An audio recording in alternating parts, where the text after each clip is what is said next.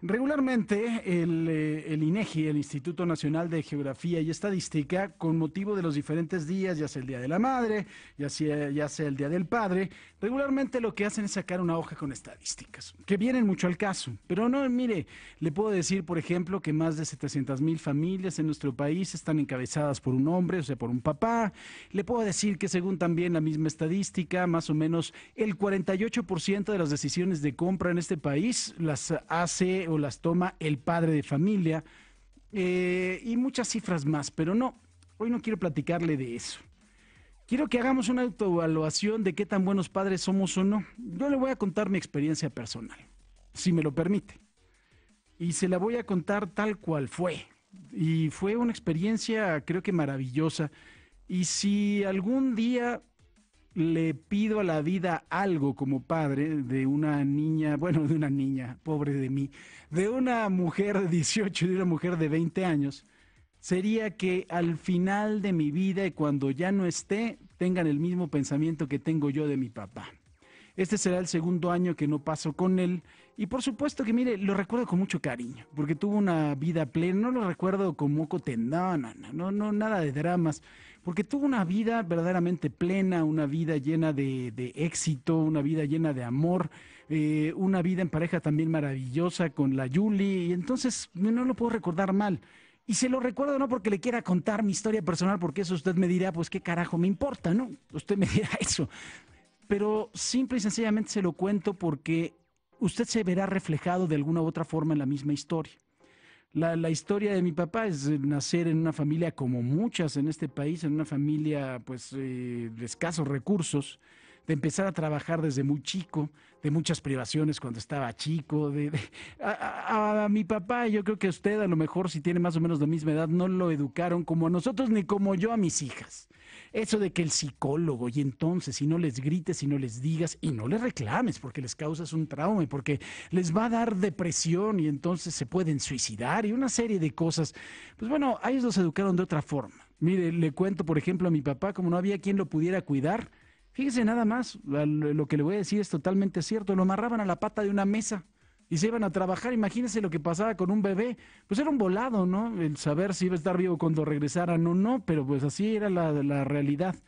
Después de eso, se fueron mis abuelos a Estados Unidos, ahí nació, regresaron a México, les volvió a ir mal y se fueron otra vez a Estados Unidos cuando mi papá tenía más o menos 13 años.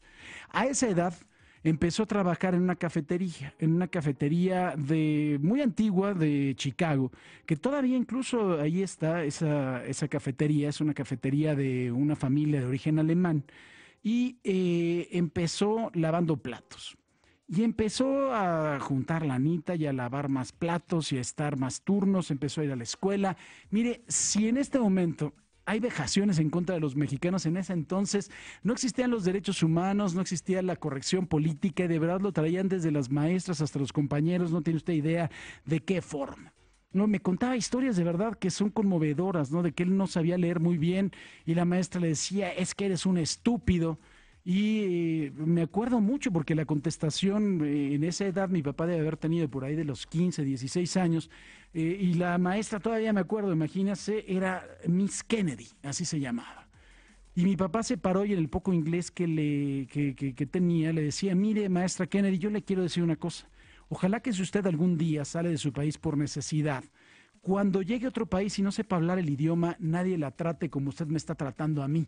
No soy un estúpido, solo no sé. Vengo a la escuela para aprender. Eso fue el discurso de un chavo que, pues bueno, tenía ganas de salir adelante y finalmente no pudo ni siquiera completar los años, eso eran más o menos sus años de secundaria y su pues, instrucción oficial fue hasta sexto de primaria. Se regresaron porque era precisamente la época de la Segunda Guerra Mundial y él ya iba a estar en edad militar.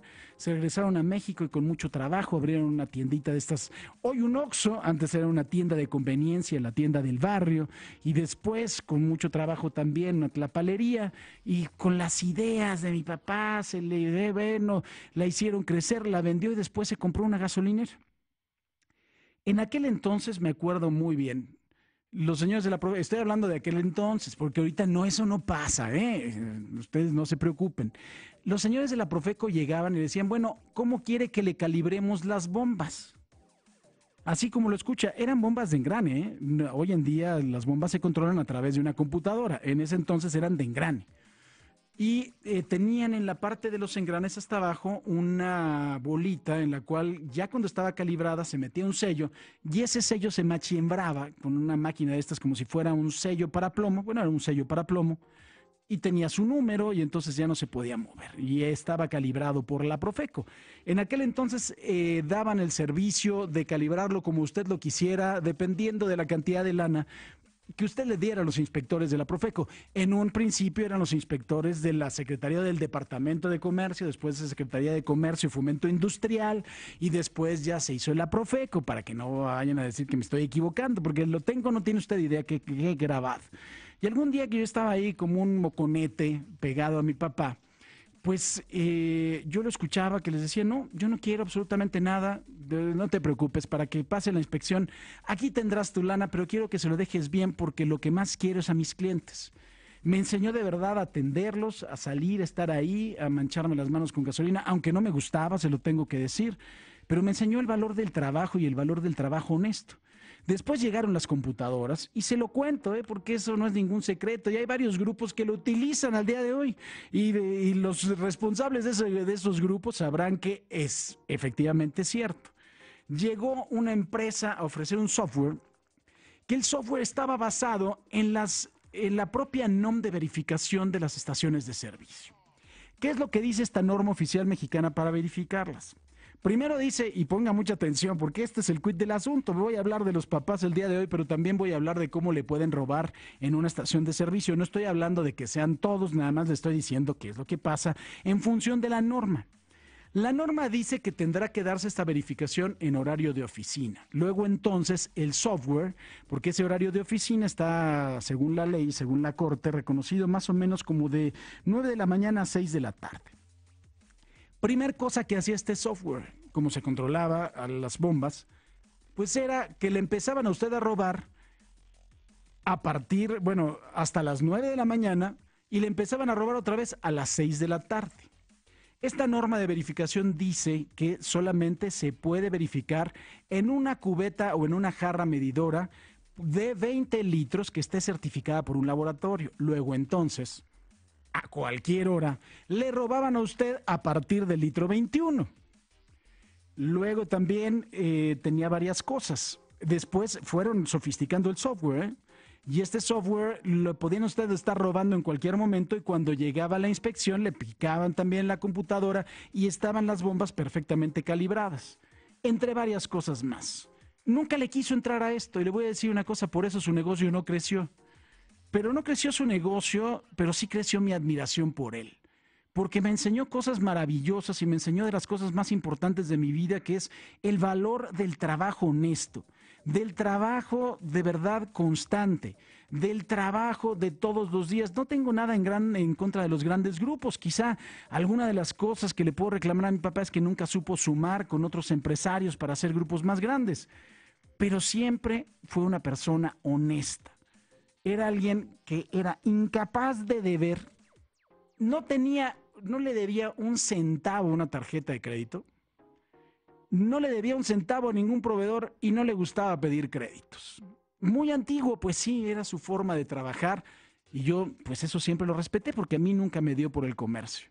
Pero como le digo, yo creo que eso ha sido lo más grande que me ha dejado.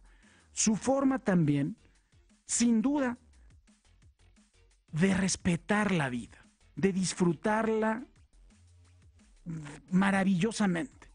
No tiene idea cómo disfrutaba la vida mi papá. Y eso también fue una gran lección.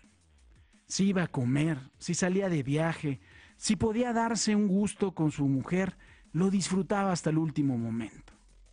Y siempre también fue un padre que tenía, pues por supuesto, muy claramente la guía que debía de dar. Era duro, Era duro. Cuando yo le dije que iba a estudiar Derecho, me dijo, ¿y tú? ¿Por qué? ¿A quién conoces de abogado? No, pues a nadie. Pero si finalmente en esa época era un padre que estaba más ausente por trabajar y para llevar los satisfactores a la casa, pues siempre fue un padre, sobre todo, que le voy a decir una cosa, Yo creo que nos empezamos a hacer amigos cuando mi mamá murió. no se lo exagero. Ahí fue cuando empezamos a tener una relación mucho más cercana. Porque antes, finalmente, mi papá era un hombre duro, yo un hombre hosco, yo un hombre árido. Porque estaba acostumbrado al trabajo, estaba acostumbrado a ser educado, agarrado y amarrado a la pata de una mesa.